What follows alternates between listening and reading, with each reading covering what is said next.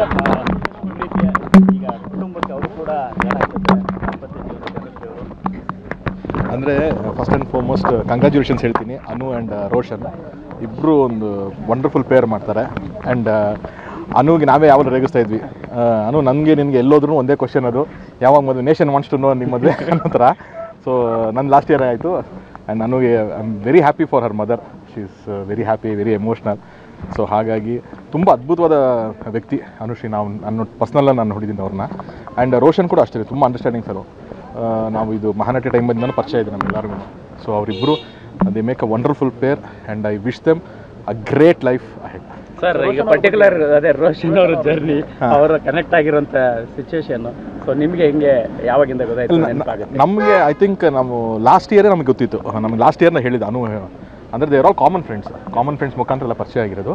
And last year ನಾವು ಮಹಾನಟಿ ಮಾಡಬೇಕಾದ್ರೆ ಅಲ್ಲಿ ಪರಿಚಯ ಮಾಡಿಸಿ ನಮಗೆ ಮಾತಾಡ್ಸಿದ್ರು. And Roshan is a very good cook, ತುಂಬ ಚೆನ್ನಾಗಿ ಅಡುಗೆ ಮಾಡ್ತಾರೆ. ನಮಗೆಲ್ಲ ಒಂದಷ್ಟು ಬಿರಿಯಾನಿಗೆಲ್ಲ ಮಾಡಿ ತಂದುಕೊಟ್ಟಿದ್ರು ಸೆಟ್ಟಿಗೆ.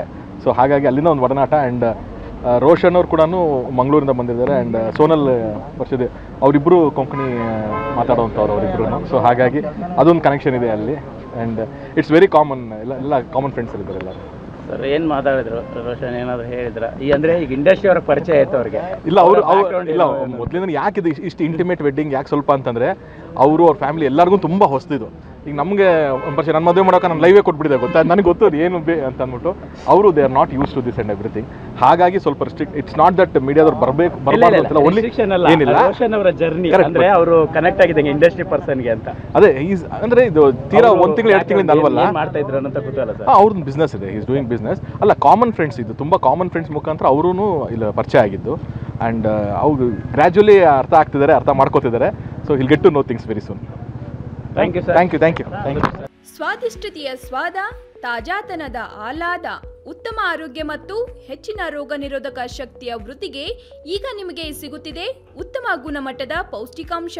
Shri Vaidik millet health mix, ಇದು ಸಿರಿಧಾನ್ಯಗಳ ಸಂಪತ್ತು.